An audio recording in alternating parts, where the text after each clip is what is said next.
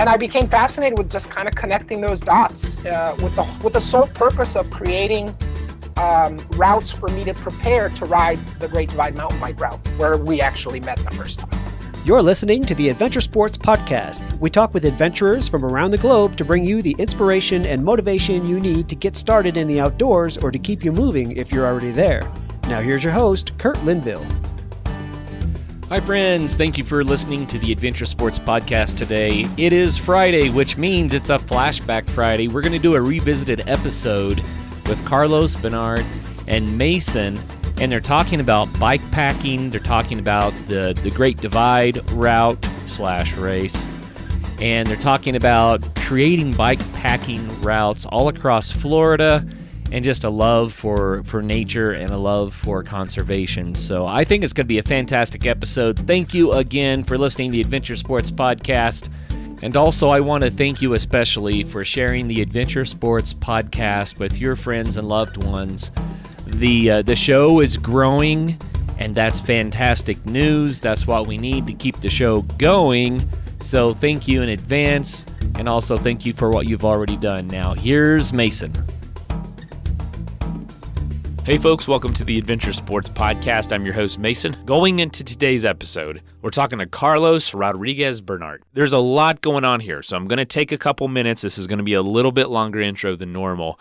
What's going on here is I'm born and raised in Florida in the United States, for anyone listening outside the U.S. And I was getting into mountain biking in college, and a lot of my friends and I wanted to do these long bike trips. That's kind of my entire introduction into adventure sports was bike packing and bike touring. There wasn't a whole lot of that going on here in Florida. There was one person, however, who was kind of the go-to person that was building all the routes, creating all the systems, like basically the entire culture of bikepacking in the area revolved around this singular person, like the sun of the bikepacking solar system. And that was Karlos. And his name was just permeated through all the conversations we had. Karlos this, Karlos that. Well, I finally got to meet Karlos about 10 years ago. On the Tour Divide, the bike race from Banff, Alberta, Canada, all the way to Mexico on the Continental Divide route. And what I love about Karlos' story is it wasn't that bike tour that really just, tickled his fancy. It was route building and building routes. So to train for this crazy adventure, he started building all these routes in Florida, a place that he had grown up in. And what Karlos began to realize is that the middle of Florida, basically everywhere away from the coasts, was so wild and so beautiful and filled with all these natural treasures that he never knew, and a lot of Floridians don't know exist. A lot of people just think it's beaches and Disney World, and that's it, but there is so much more to it. So as Karlos began to build these routes, he began to take more people and discover more things and realized there was this amazing interconnectedness of it all. And simultaneously, for years, biologists and scientists had also recognized this connectivity of Florida and realized that so many of the unique animals here in Florida that use this peninsula shape of the state to literally migrate up and down and travel, as well as birds that fly up and down, and all the water quality issues in Florida and all the animals that also come along with that water, all started with this interconnected network of green land. When you get away from the coast in Florida, it's really built up there, condos and beaches and towns all right there along the coast. But if you get inland, it's all rural, farmland, ranch land, citrus, green spaces, literally like national parks and state parks, wilderness areas. And those animals and the wildlife use all of that land that I just mentioned to travel, to migrate. And so developing this thing called the Florida Wildlife Corridor is the effort to protect all of that land. It is a huge, massive swing for the fences type effort that protects 18 million acres going from the Everglades, which is the southern tip of Florida, all the way up to the Georgia and Alabama line. So it is an 800-mile stretch of interconnected land that basically creates a superhighway for nature to exist and to thrive and to not get isolated in these little pockets of wilderness here and there surrounded by houses and development. So the good news is about half of that land 10 or so million acres is already protected. The bad news is about 8 million of it still needs protection. And what Karlos began to see is that he could ride his bike throughout all this land, see it all, and see how it connected. So he started bringing tons and tons of people on these trips, planning these amazing trips through the corridor. And he realized as he fell more and more in love with this place, he got a lot of other people too as well, including myself in a lot of ways. So his work is a big part of why I'm even doing what I'm doing today. And what's cool is the organization that has been put in charge to make this thing called the Florida Wildlife Corridor known to the world is called Live Wildly. So Karlos is a Live Wildly wild Floridian, because what we realize is just when you just show people something they don't know exists, they begin to love it, they begin to want to advocate for it. I don't know about you, but every time I go out in the woods now or go camping, I don't just enjoy it like I used to. There's this sense of I need to do something to help ensure this kind of experience exists forever. And so maybe in my early 20s, it was more like, yeah, just go have fun, do the coolest thing possible. One, it's really enjoyable, it's fulfilling. Two, it looks cool. But really now it's go out there, experience these places, but do everything you can when you're not out there to help protect them. But the biggest catalyst to helping other people join you in that fight is getting them out there just to see it. Karlos is doing that work. I'm doing that work. And even if you don't live here, this system and this idea still applies to you, because if Florida can build a thriving wildlife corridor, any state, any country in the world can. So that's my connection to Karlos. That's my connection to the Florida Wildlife Corridor and Live Wildly. And that's why I'm so passionate about adventure sports and how it intersects with conservation and protecting these places that we go out and have adventures. So thank you for indulging me on this very long intro. And let's go ahead and get in the conversation.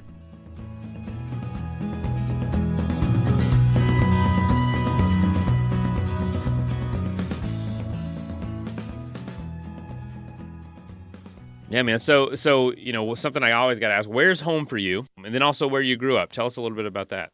Currently, I reside in DeLand, Florida, which is a very special place to me. I love this little town. If you've never had the opportunity of visiting DeLand, Florida, I highly recommend it. I call it the unofficial bikepacking capital of Florida. I guess unofficial because it's not official, because Florida bikepacking is everywhere, right? I grew up in a town called Deltona. I moved to Deltona in 1978. Came straight from Puerto Rico to Deltona. I was 7 years old. So to me, Deltona and Central Florida area is home. It's where I've spent my youth, cut my teeth in nearly everything I've ever done in my life. Was right here in Florida. I absolutely love this state. I don't think I would challenge anyone to be a bigger Florida fan than me. Honestly, Okay. The challenge is out there. Challenge accepted, dude. If you think you're a bigger Florida fan, send it. Come, let me see what you got. Yeah, Hey, I absolutely love this place. Oh man, I love to hear this. And for folks that listen, most of our listeners are out west, Colorado, California, Texas, a lot in New York too. But here in the States, in Canada, Florida is so underrated. And I know we could just salivate talking about Florida the whole time. I'm from a similar town, like DeLand. It's instead of north of Orlando, it's similar, just south, like direct, almost the same distance, smaller. And yeah, born and raised there. Old Florida in a lot of ways, and probably didn't understand just how cool it was. But what did you grow up doing? I know you were big into skateboarding. Did you at all understand just kind of like in between all the towns and all the pavement and all the skate parks or whatever you were into, all this awesome stuff was happening? No, I was kind of just living my life. I guess I've always been fascinated by moving under your own power. I find it fascinating to cover distances by my own energy. I guess from when I was just a small kid, I just fell in love with living off my board. Like I would spend my entire summer just living off my board, not literally eating and sleeping, but spending my entire day, my waking hours out. And then my mom, God bless her heart, she is the sweetest woman in the world, was just so comfortable with giving me the freedom to explore my surroundings on foot and on wheels. And that kind of just carried over into my adulthood, and it just kind of grew and grew. And I was always, I guess, fascinated by maps. And I noticed pretty quick on some things that maybe the average person doesn't notice, and this will be helpful for them when they do look at maps. But what they do when you're looking at a map is they identify the green spaces. So if you look at a map, the areas that are considered public land and coincidentally part of the wildlife corridor are green. Not only that, but if you even look even deeper into the map, they actually name separate areas, just not in the green spaces, but in the neighborhoods. Like specifically, the neighborhood I live in, DeLand, is called Pine Hills, which is weird. But if you look, you'll see these names on the map of every little neighborhood has a name, which is really odd. So I recommend everybody do that, and you'll start kind of like bugging out, looking at why did they name it this? I think I understand why they named this neighborhood Pine Hills, but it's just interesting little things I noticed, and I became fascinated with just kind of connecting those dots with the sole purpose of creating routes for me to prepare to ride the Great Divide mountain bike route, where we actually met the first time. You traded in the skateboard for a bike when you became an adult. Just I read that it was, it was lower impact. A lot of the people that listen to the show and have been on the show, they start out like maybe a traditional sport or some of those, like they start off BMX. My good friend Ben Myers, that he lives around me, and he's a BMX rider, and he traded that in for a gravel bike when he got older, and now he rides a ton of your routes. We talk about you all the time, man. So you traded in the skateboard for the bike, and you read about this thing called the Great Divide mountain bike route. Was it the Tour Divide at that point? Was it a race? And if so, like, what was that your first year? The one that we met? That was 2013 that I did it. Well, that was my second time up there. Oh, second time. Dang, man. So tell me about finding out about this route, because I mean, it's unreal. It was it might have been Outside Magazine. It was an article that they had done on John Stamstad when he decided to time trial the route. That's what I read. And what I think what fascinated me about the route was that it seemed completely crazy. Like, you're going to ride 2,700 miles self-supported. It seemed absolutely insane. Like, normal people don't do that stuff, right? And I think that's what fascinated me by it, was the fact that it felt like such an insurmountable challenge was what drew me to it. Like, again, being a person who just fell in love with seeing the world, be a human power, this majestic big route covered by my own power and my own devices just fascinated me. And but I realized that in order to complete this route, I had to understand the fine art of bikepacking. And because I live in Florida, I believed that the only way I could prepare was by creating these opportunities for me to train at the process. So I started bikepacking in Florida as a necessity to prepare to ride the Great Divide mountain bike route. My route was trained for an Ironman, which part of it was applicable, part of it wasn't. I wish I would have done more actual bikepacking. But my background was bike touring on pavement. So that was like, I thought that would be pretty transferable. And then mountain biking with Jordan. And all that did help, but you found almost this new passion. So as you prepared for the Tour Divide, the Great Divide mountain bike route that takes place pretty much, I think it's the first or second Friday of June every year, or Saturday of June every year, and you ride from Banff to Mexico, Banff, Alberta. We've had a ton of people on this show. Like for a while, we interviewed the winner every year of the Tour Divide, and that has been a huge influence on this show and the reason it was even created. But when you started training, you started making routes in Florida because there's nothing else. There's a lot of sand in Florida, so there are some great places to train. Had you been that familiar with some of those green spaces in Florida you were talking about earlier, or was it still kind of unknown to you at that point? I had been cross-country mountain biking for a while. And then and then before I even got into cross-country mountain biking, what they call cross-country mountain biking, which to me is just mountain biking, I had hiked. So I fell in love with mountain biking and trail riding because it was like you could cover 100 times the distance you could hiking in a quarter of the time. Like, if you go on a 20-mile hike, that could take all day for the average human being. The average human being can't hike 20 miles. Maybe someone athletic, a 20-mile hike is all day affair. On a bike, that's about an hour or two. I'm sorry, 2 hours, 3 hours, depending on how fast you ride, right? Because Right. you can average, even if you're a beginner, you can average 7 miles an hour. Even if you're a newbie, right? So I knew a lot of those spaces from just mountain biking and racing mountain bikes with the Gone Riding series in Florida. I'm not sponsored by them. That's the most popular series of mountain bike racing in Florida. And I kind of familiarized myself with all those places through these events. But then because I had that small background in hiking, I knew that there were other places I could ride my bike that maybe weren't considered your standard mountain bike trail attraction. And I kind of knew those spaces. And what I didn't know, the connector areas, those are the areas I didn't know. So when I first decided to traverse the Ocala National Forest, because that's where I started riding, like, okay, well, I wanted to ride to Santos. So I was like, well, why would I take pavement all the way to Santos? That seems foolish. Let me ride some dirt roads. And I kind of mapped that first route across the Ocala National Forest. And I did it. People told me I was going to die, and all these other people are so dramatic. It's fantastic. Dude, it is awesome. Yes. I get every time we do something, locals especially are like, I wouldn't do that if I was you. Exactly. A lot of fear. And I understand the fear. I guess, that's survival instinct, right? Being afraid is a normal survival reaction of the human body. We want to protect ourselves. We don't want to die, right? That's in our genes to be a little apprehensive, a little fearful.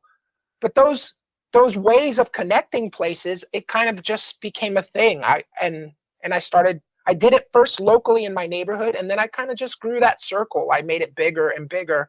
So the first route I ever made was the Naked Indian route. We called it that because that was my nickname. I was going to ask where that name came from. It's because my indigenous ancestors ran around naked. So when people would ask me, oh yeah, they would say, I could see where you have some Native American ancestry, some indigenous ancestry. Where are they from? And I would say, well, they're not like the Plains Indians. They were these naked Indians, because that's what they were. And that's where it came from. Just like a quick way to describe to someone, the first people who met Columbus were my ancestors. So just a quick little aside to describe where that nickname came from. The second route I ever made was the Death Loop. And I called it the Death Loop because my friend Rob Roberts scouted it with me. And when he finished the 3-mile segment, which is part of the old Paisley St. Francis wagon trail, which I became obsessed with trying to uncover this route. And once I finally did uncover it, it was so sandy that my friend Rob said to me, no one will ever ride this. This is terrible. No one will ever do this. And guess what? Every year for the past 14 years, we've been riding it.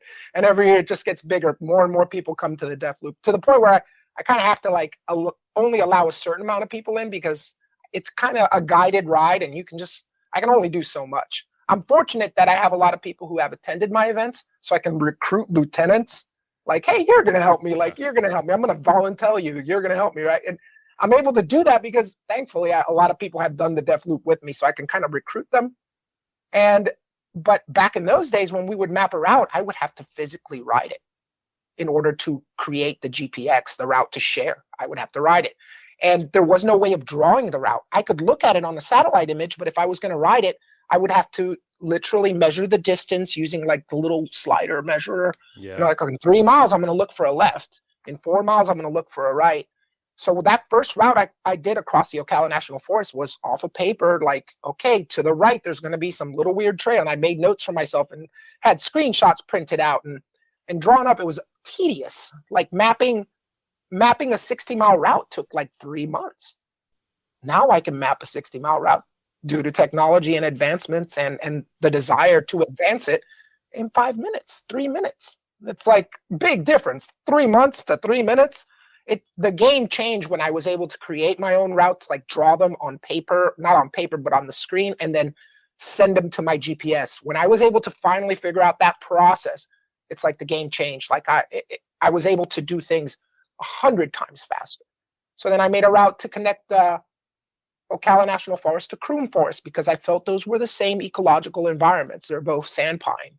And then that part of that route eventually became part of the Huracan route, which is one of my most popular events. And part of that same route is also part of the coast-to-coast route, the Cross Florida individual time trial route. And if you kind of see how it all evolved, eventually I was like, you know what, I could go all the way north. And thankfully, because of the Florida Wildlife Corridor and that preserved area, I was able to go all the way north because I figured they had to have a way to protect the forest if there was a fire. So there have to be fire roads. So I kind of just looked at the Florida National Scenic Trail and then looked for fire roads close to it. And that was my first, doing it that way made it that I literally like mapped out the Florida Divide in an afternoon. I just sat on my computer and mapped it out. And then I'm like, okay, now time to ride it. So I went out and rode, and it was just that mindset of knowing that they had existing corridors that needed to be protected. So they had to have access, allowed me to see all these little connections between the green spaces to create these routes where now we can go all the way to Alabama. We can go all the way to the Keys. Pretty much almost any town in Florida, I can connect and provide a route that's nearly 40% off-road, not including, bike path. If you add bike path, it's even more off-road because thankfully the state has done a great job of fostering that bike path program and making bike paths bigger and better all over the place. So what's cool about your story is we talk to so many people who, they want to do something big like the Tour Divide. They do it, and then they want to do something bigger, and it just kind of goes in that direction. For you, it was almost like this pursuit of a big challenge led into this whole other.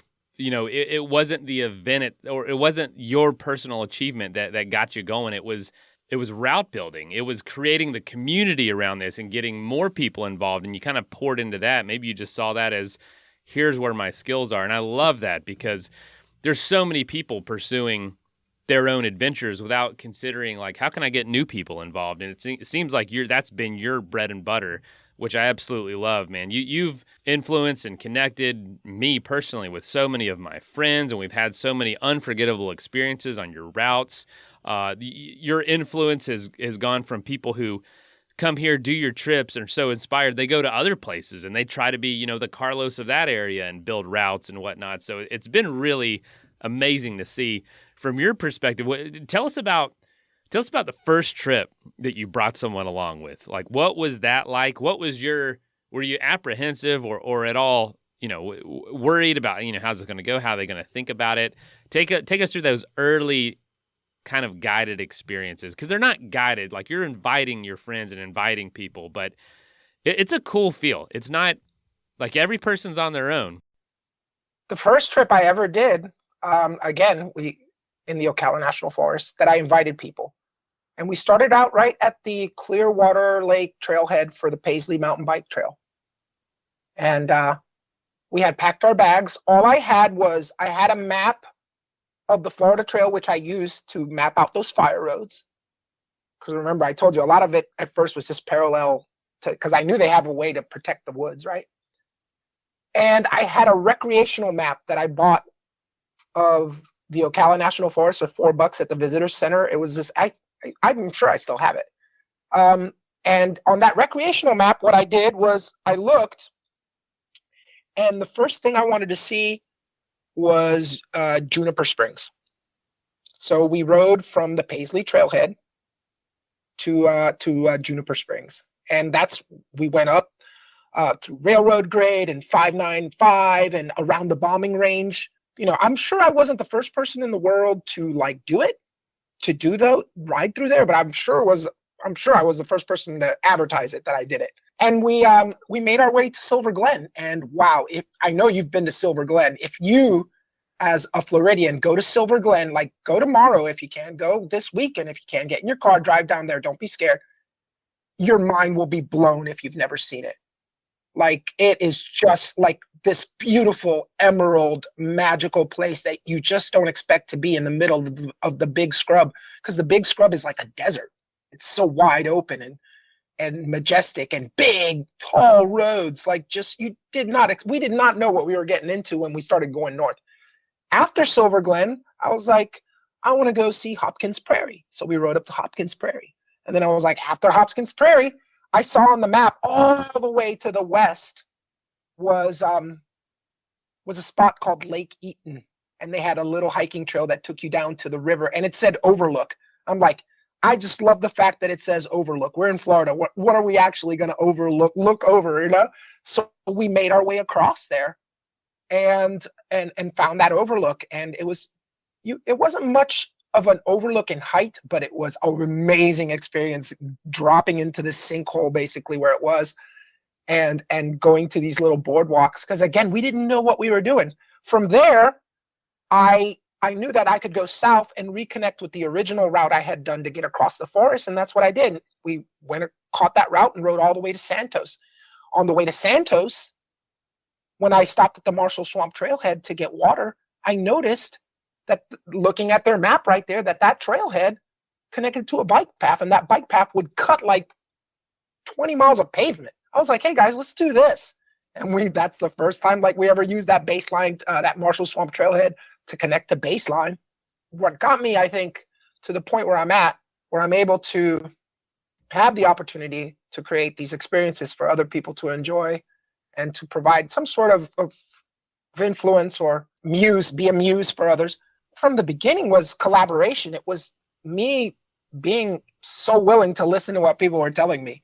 Because, when we were on that trip, it was 5 of us, and we were kind of just talking to each other like, oh, okay, yeah, that sounds like a good idea. Like I had to get their buy-in. So it was great to have that sounding board to like talk to people and then hear what they thought of my idea. Because we were literally just doing it on the fly. We didn't have no GPS file, no nothing. We were just going by the map. Those connections that we made that day eventually ended up being part of that cross Florida individual time trial route. And some of the stuff we saw that day is part of the Florida Divide. And some of the stuff that we rode that same day, that very first trip, is part of the Huracan. And it's just kind of mentally and physically with pictures and with GPS data documenting these experiences, they all kind of created this butterfly effect that got me to where I am today. So that experience in that first group tour, and we made it to Santos and we were shelled and we ate like we've never eaten before. It was fantastic. And it was probably only a 70-mile ride, but still, it was just epic at that time because no one was doing that. No one was strapping stuff to their bikes and riding across the wilderness. No one had thought of it yet. And if people had been doing it, which maybe they weren't talking about it. So sharing the experience was key, right? I tell people all the time, I have such a great opportunity to interact with lots of folks, but I don't take 1 second of it for granted. I always thank them because without the people participating, being involved, showing these things attention, visiting these spaces, hiking those trails, paddling those waters, without those people interacting with the environment and creating these experiences that they also continue to share with their friends, it would be for nothing. There would just be lines on a map. They would just be papers at a kiosk. Without the people participating and getting out there and getting involved and enjoying these spaces, it'd be nothing. So I have to thank everybody because without their participation, it would just be my crazy maps that no one would look at. Be the naked Indian out there, just wandering around. Yeah. Aimlessly alone. Yeah. You've obviously, like you said before, you've gotten like exponentially better at building routes. But what is it like for you to build a brand new route kind of when you started getting into it and started getting familiar, but not quite where you are now? Like, do you have to work with landowners? Do you only stick to public, spaces? Like, how did that go? Because that's hard stuff to determine sometimes. Like, I get confused as someone that's pretty familiar. It's like, can I go here? Can I not go here? Can I ride here? Like, the gate's closed, but is that just to vehicles or is that to me? You know what I mean? Like, how did you start figuring that out? And how much relationship building did it take with different landowners and whatnot? The process that I use now is this process I used then. It all starts kind of like with an idea. And then I study all the information I can find on their websites regarding the maps. I also use an atlas. I pull out the atlas. If the road's not on the atlas map, technically, if I see a road is in green space, once I come up with just the basic foundation of the route, I go out and ride it. I ride every inch of it. And if I encounter issues, sometimes they can't be solved. Sometimes there is no one to talk to. A lot of times, I don't know how to be more transparent. A lot of times it's asking for forgiveness, not asking for permission. Just saying, whoops, this line on this map said green space. I didn't know, because sometimes some of the land managers, or not the land managers, but the people who conceptualize the building or the layout or the management plan for the specific green space, they didn't think that someone would want to come in that way. Right. So it's okay to ask for an apology, to ask for forgiveness, because I just opened up their mind to a possibility where they could maybe increase their usership, because they want people to go out there, right? They want people to use these spaces. So it's been at the beginning, there was taking a lot of knocks. Like if anyone here ever has the opportunity, and I highly encourage it, to participate in something like the Huracan, you will have a sheet that you need to initial. And on that sheet, there's like 11 different things that I don't want you to do. And each one of those things is something I've gotten a phone call about and had to talk to somebody about. So a lot of it has been evolution, realizing that my goal is for all this to be legitimate. So a lot of it has been, when I get into a situation where I have to explain my choices, has been working with those land managers to establish permission to do it. And generally speaking, I think probably 9.9 times out of 10, all these land managers have been very cooperative. Just a sorry and a thank you was more than enough.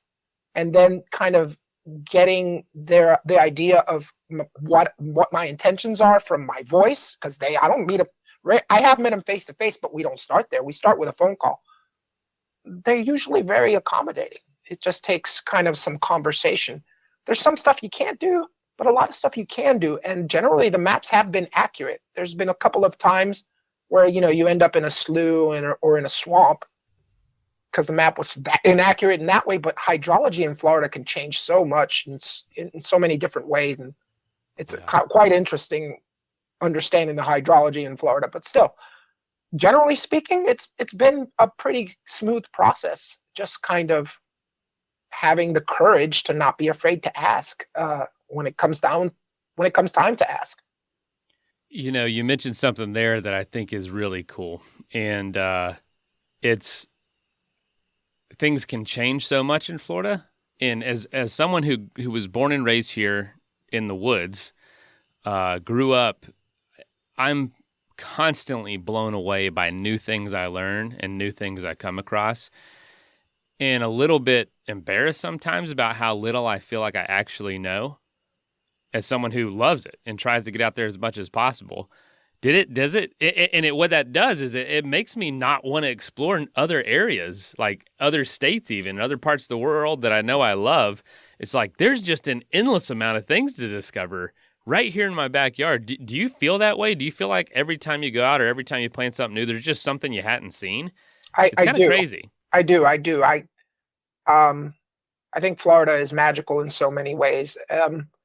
What really fascinates me and what I really geek out on is knowing that below the Swanee River, that part of Florida used to be part of Africa. That blows my mind. And knowing that north of the Swanee River, that part of Florida was never underwater, right? And then what else blows my mind is knowing that the Lake Wales Ridge was never underwater. So you can dig in the sand all you want in Clermont, but you're not going to find any shark teeth in there. Not like you would if you were like digging like at Blue Springs and you could find shark teeth. You know what I mean? Absolutely. Right next to the Lake Wales Ridge in Fort Meade. It's just like 10, 15 minutes away. There's all the shark teeth. I grew up on the Lake Wales Ridge in Frostproof. Yeah. So that mental image in my mind of seeing what the Lake Wales Ridge looked like when it was just a chain of islands, that just blows my mind. I understand completely how you feel. Like it's hard for me to want to explore other places because I keep finding new things. Every time that I get out there, it's just Florida's truly special. And if you don't know where to go, hit me up. I will help. It has made me think like because I used to do a lot of cross country bike rides, like coast to coast, north to south, and people would always ask, like, where's your favorite part of the trip? And I'd always mention something that people didn't expect. I remember my last cross-country bike ride. People were like, what was the best part? This was 2020. I said Ohio. People were like, what? Because Ohio, is the butt of a lot of jokes, just like Florida is. And I'm like, it blew my expectations away with the small towns and the people and just the quaintness and like everything combined to be this amazing experience. Whereas, of course, I expect the Rocky Mountains to be incredible, and they are. The places I wanted, expected to be this way were amazing. The places I didn't kind of blew my mind. And it's taught me, and living here has taught me, like, anywhere is incredible if you just are willing to explore it like you're doing. But, a lot of people know Florida as a pretty wild place with a lot of crazy things going on, a lot of crazy history. What are some stuff that you've come across with route planning and going out and maybe scouting some of this stuff? Have you seen anything that's just totally unexpected? And I don't even know what that could be, but everything from animals to people to just something you come across. What's some of the crazy things you've seen out there? Some of the stuff that I really have found to be super special is finding springs that no one knows about. I love that. I've learned to smell the sulfur water when you don't expect to smell it, and then hunting down that spring head, and there'll just be a nice little pool of bright, greenish water just in the middle of nowhere. I love finding those little secret springs, and I've gotten quite good at finding those. And then the first time I saw dry caves, like in the citrus and the Withlacoochee State Forest in the citrus unit, the dry caves in Florida, the Peace Cave and Vandals Cave, and those places just blew my mind because I just didn't expect Florida to have dry caves.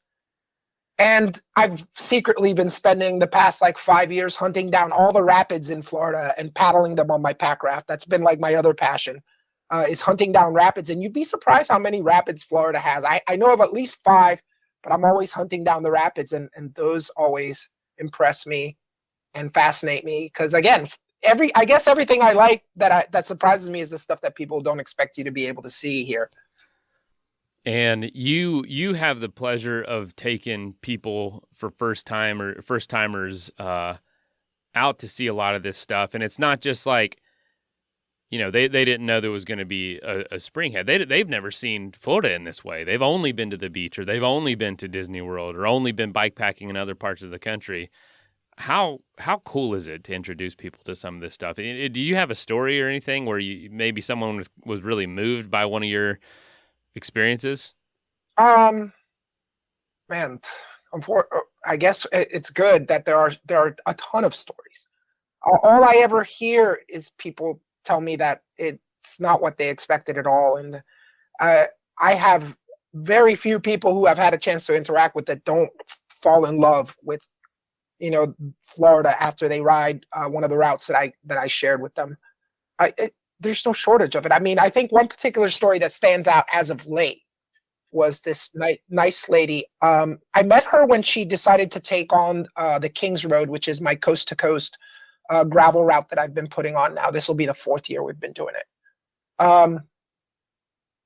She was telling me how one day she was on the Withlacoochee State Trail, and she encountered a gentleman who was on a bicycle who had a bunch of bags strapped to it.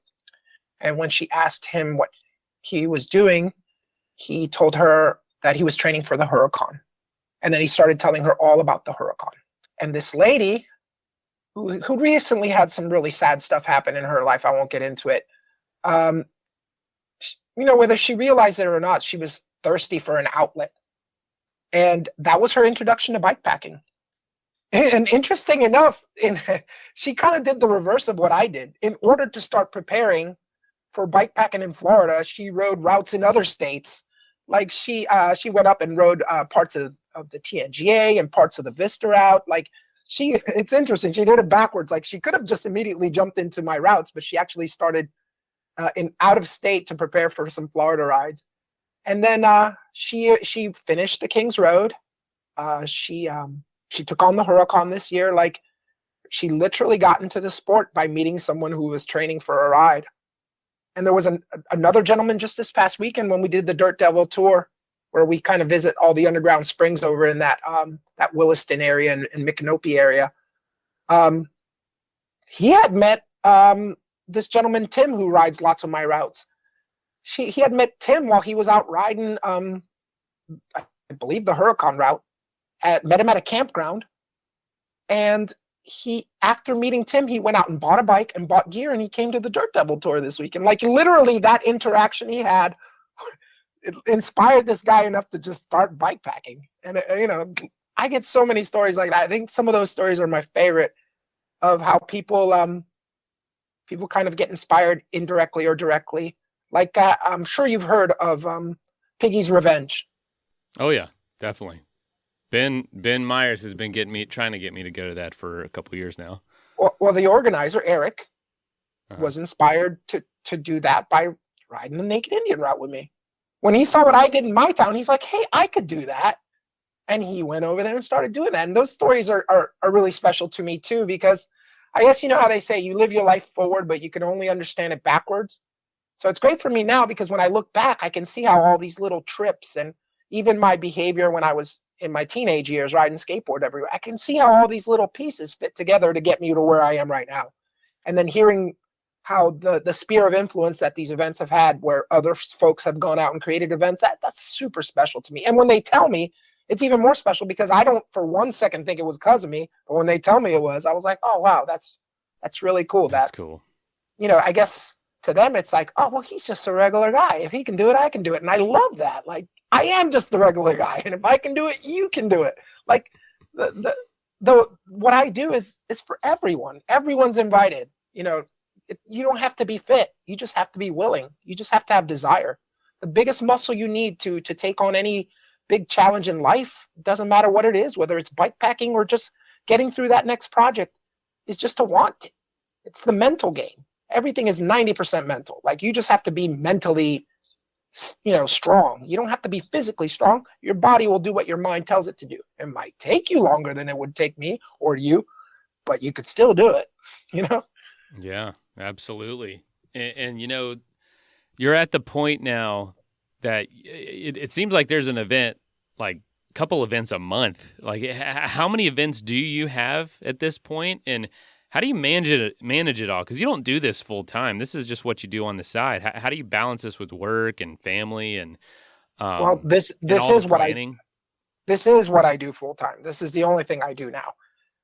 For too many years, I tried to do too much, and life is all about balance. If you work too hard and you don't play enough, everything suffers, kind of thing. So eventually, I got to the point where I worked 4 days a week on that. On at a regular job, and then did the rest of my time on samurai stuff. And then eventually I was only working 2 days a week. And then I'm like, you know what? I just need to commit. And what happens is, in Florida, this is the way my year looks like, right? January 1st, we begin the process of re-verifying all the routes. How many events do I have? Probably 6 or 7 group starts. I'm sorry, I don't have an accurate number on me. I guess I could go through the list. Or you could just go to singletracksamurai.com and see it all there. And then lately, 6 or 7 group starts. Yep. Yeah. And then we are slowly building more of a catalog of private tours or small group tours, because that seems to be what people are most interested in right now, is having the chance to kind of be in that smaller group. And some of it, we get a lot of people who it's their first time, because it's a great opportunity to interact with veterans and see, what works for them, and interact with me and see what works for me, and kind of helps them figure out what works for them. Because a lot of touring, whether it's off-road touring, on-road touring, bike packing, hiking, any long process where you're kind of eating, sleeping, and living off that mode of transportation, the hardest part of any of that is figuring out what works for you. Because bike packing is super individualized sport, right? Same with hiking, and same with ultra running, and same with long distance paddling. Like, it's all kind of a little bit figuring out what works for you. And in order to kind of get that base, or that, you just kind of, it's great to interact with other people. So we've been growing our catalog of small group tours. I actually have a couple of new ones planned for this year. It's super exciting. We're going up into the Panhandle, because I really love the Panhandle area. The problem is that summer's pretty miserable in Florida in terms of being outdoors and not being in the water. In the summers, when we hit the water hard, we're paddling hard in the summer, because it's just a great place to be in Florida, is be in the water, right? So you kind of have a bikepacking season. It starts late September and it kind of runs to early May. And then in the summer, typically what I do, once January, we start route verification, we get through season. So kind of mid-May, we spend the summer doing a lot of riding, a lot of scouting, a lot of route verification. We even do some bike packing because guess why? Because my kids aren't in school. So it's easier for me to maybe leave them with mom for a day or two, than it is during a school year when I have to get them to school and get them fed and get them to bed and cook them dinner. It's easier in the summer. So although it's not the best time to spend your time in the woods, if you're like a professional like I am, you can manage it. You just got to know what you're doing. So the summers we spend scouting and doing route verification, doing what I call the good work. And then come late September, we start bike packing again. So that's pretty much what the year looks like. And then that season, yes, I'll be very busy. But during the summer, not a lot of summer events because of the fact that you can go touring in the summer in Florida, but it's probably best to use your credit card and stay inside than it is to camp because the bugs are not that bad. You can manage mosquitoes with bug spray, but man, the ticks are off the chain.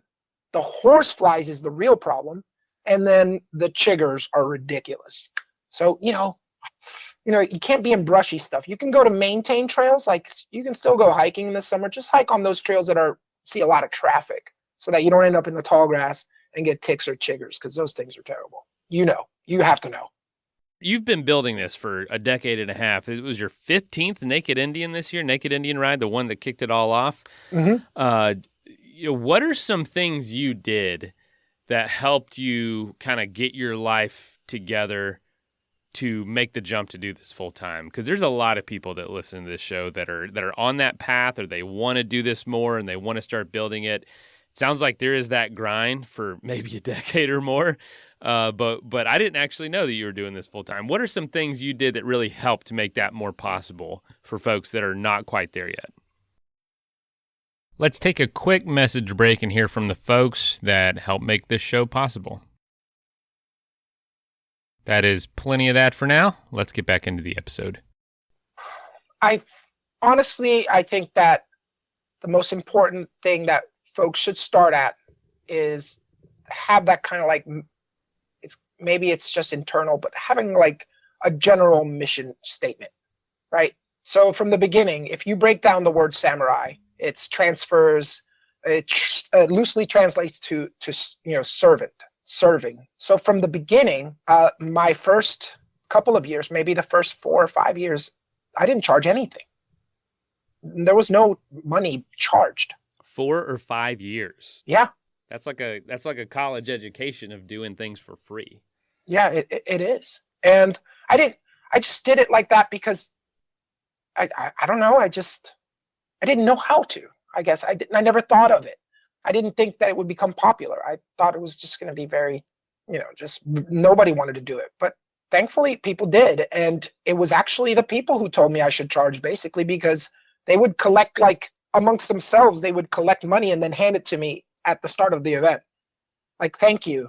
And they would send me gift baskets and presents. I would get the GPS in the mail, thank you for all your work. I'm like, oh, thanks. That was their way of telling me that they had such a great time that they feel bad that they didn't get charged anything. So what I realized after years and years that I wasn't slowing down, I was speeding up. And I kind of adopted the model of something like adventure cycling where they sell the route information so that you can go out and experience these adventures. And that's the model I adopted.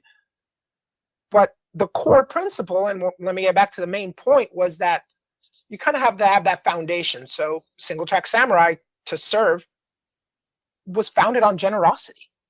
It was founded on being generous. And that's my core principle. So have that core principle. Ask yourself as an entrepreneur, what's your core principle? My core principle is to be generous because I believe in putting out that energy, I'm going to get it back, right? And that's exactly what happened.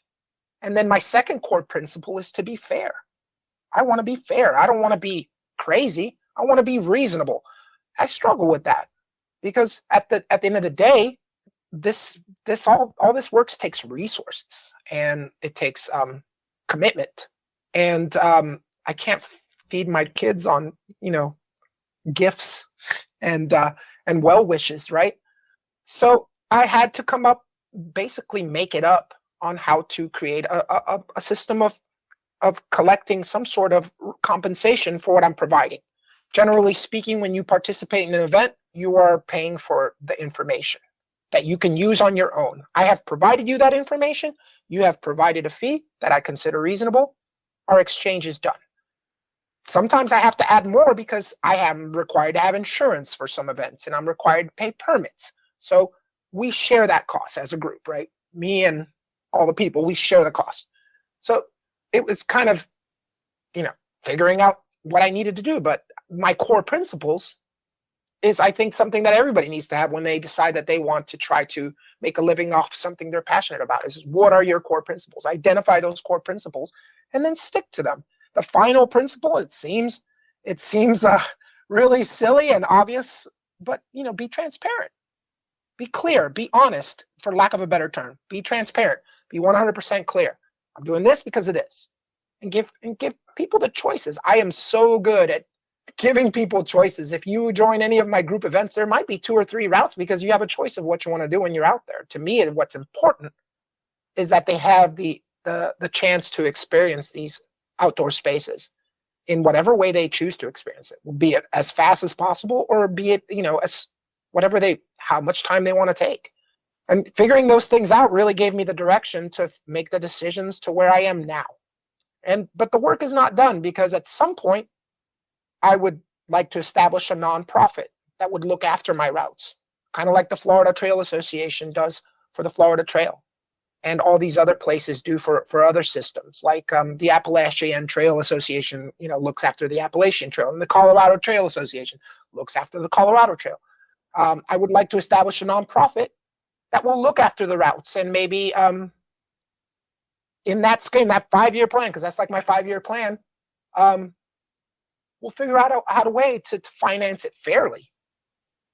And I think even when that evolution happens, and I know it will, because that's where I'm going to push this thing, it's still going to be founded on those core principles, generosity, transparency, fairness, inclusivity.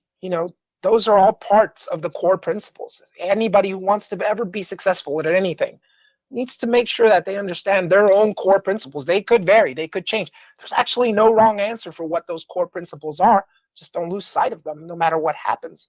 And persistence, obviously, enough said, you have to stay the course.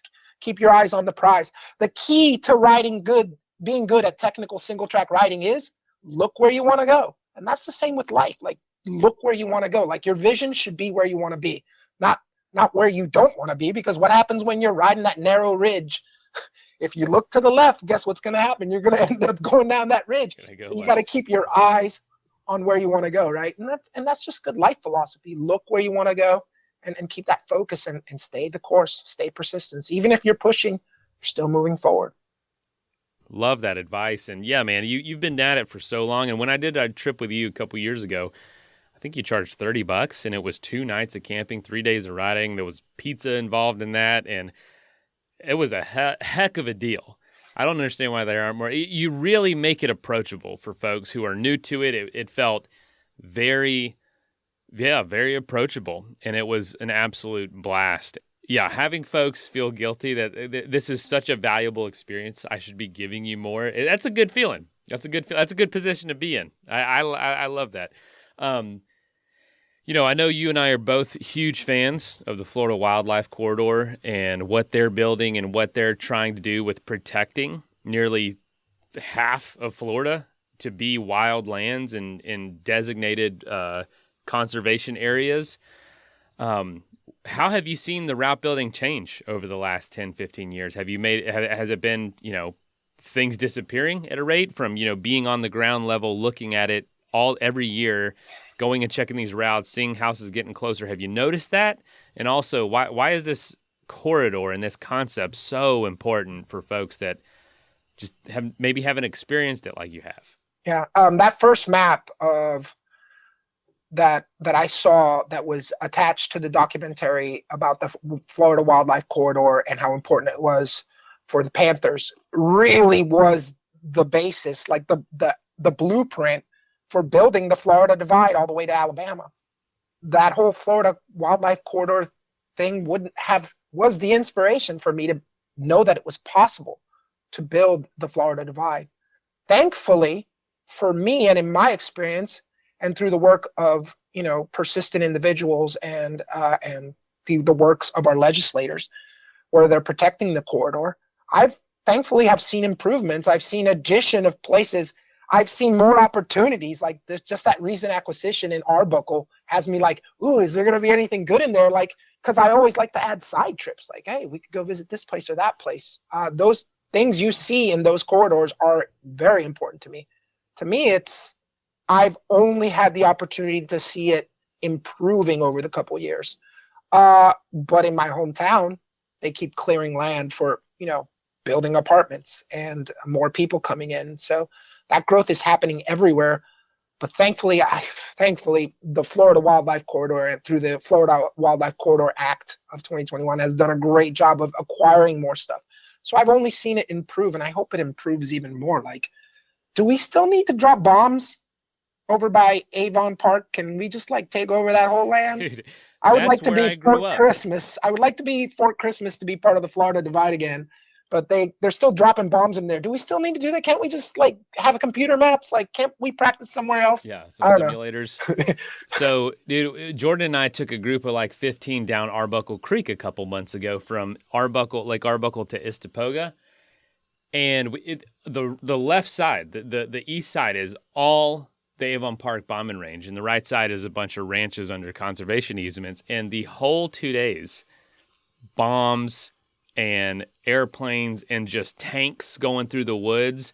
It sounded like a war zone and equipment. And I was like, dang, what is going on over there? And it was absolutely stunning. One of the most beautiful paddles I've ever done. 25 miles of bliss. But yeah, that whole area is still getting a ton of activity. And I grew up, my backyard is basically backs up to that. And heard it my whole childhood. Unreal. Yeah. I would love for that. I have had the opportunity of riding through that property, and it is hard to get into. It is nice. It is very nice. One of the first scouts I ever did, we traversed that property. They had the wildest fence I've ever seen. It was 5 feet tall, and then it had a 5-foot gap in the middle, and then it was 5 more feet on top.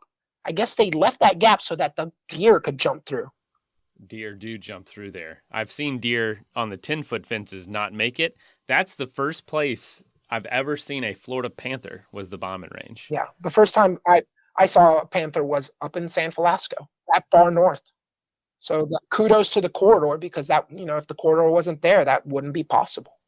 Man, that is so crazy. Well, Karlos, one more question. I want to go back to it because I have a feeling there's more here. Florida's a crazy place. Florida man, is legendary. What's the craziest thing you've ever seen scouting out a route, verifying a route, just being out there? What have you come across that's like, oh my gosh, I can't believe I just saw that? Natural or not? Let's just put it that way. Some of cars flipped over in the middle of a wildlife area. Just people I don't even know how they flipped over the car. That's been some of the wilder stuff I've seen. I always like finding the creek shipwrecks when I'm paddling.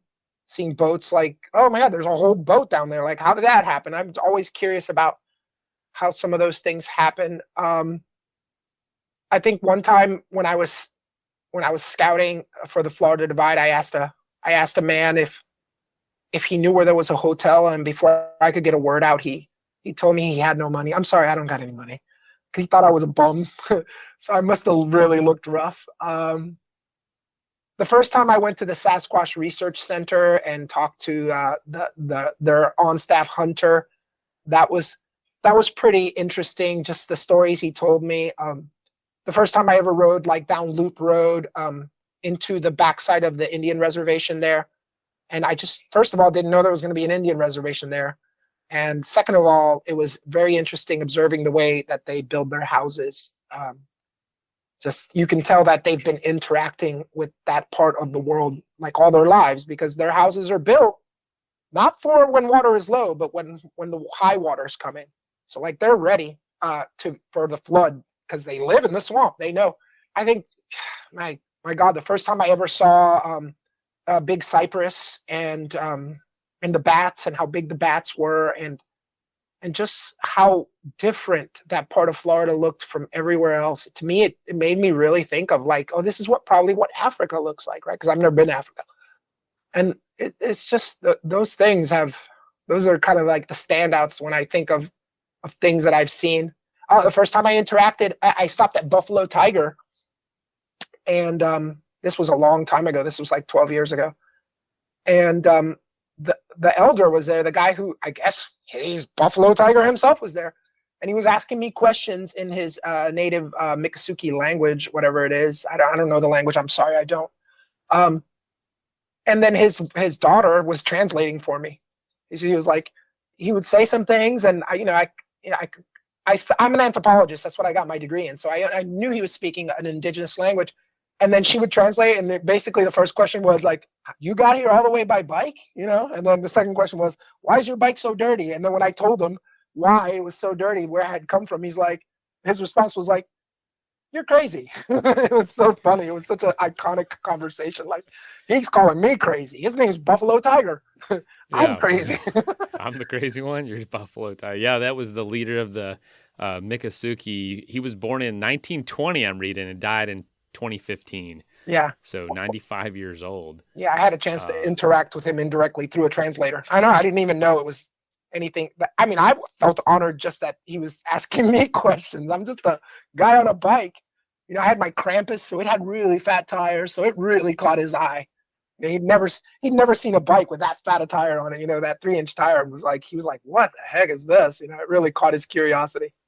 Man, the adventures, dude. The adventures. I guarantee getting ready for these routes is half the fun, just like being out there on your own. And it's cool because you kind of get to experience yourself, that solo adventure, fuel the soul, and also the community aspect. I'm finding both of those are equally important to fuel. I've been so fortunate in my, 15 years of traveling by bike throughout the state, that all I have ever had the chance to interact with have been just the kindest, most interesting people, just sincere. I kind of let go of what maybe their appearance was and let them just communicate with me any way they wanted to. And I've just only encountered nice people, generous people. I can't tell you how many times I've been invited to stay somewhere. I can't tell you how many times, someone has offered me a cold drink on the side of the road. Just people in Florida and in the areas I've been and the chances I've had to interact with them have been just so kind. I can't say enough. Have no fear. The hardest part of any big adventure is just getting to the start. That's it. Once you start, it's easy. You're going to eat. You're going to travel, however it is, and then you're going to sleep. And then the next day you get up and you do it all over again. And that's easy. It's basic human living. It's as nomadic as you can get, right? Life is hard. Like every day is hard, juggling 1,000 responsibilities and 1,000 things. That's difficult. Getting to the start of an event, preparing, making sure you're physically ready and able. That's difficult. Starting the challenge and getting going, that's difficult. But once you're gone, it's easy. Everything is super simplified. You make it as complicated as you want, but it's easy to eat, sleep, and travel. However it is, whether you're walking, you're paddling, you're biking. Sure, it's going to have its challenges, but it's not more challenging than day-to-day life. Tell me. Oh, man. Well, Karlos, I'm going to wrap it up right there. Thanks for jumping on. Thank you. So cool. Thank you so much.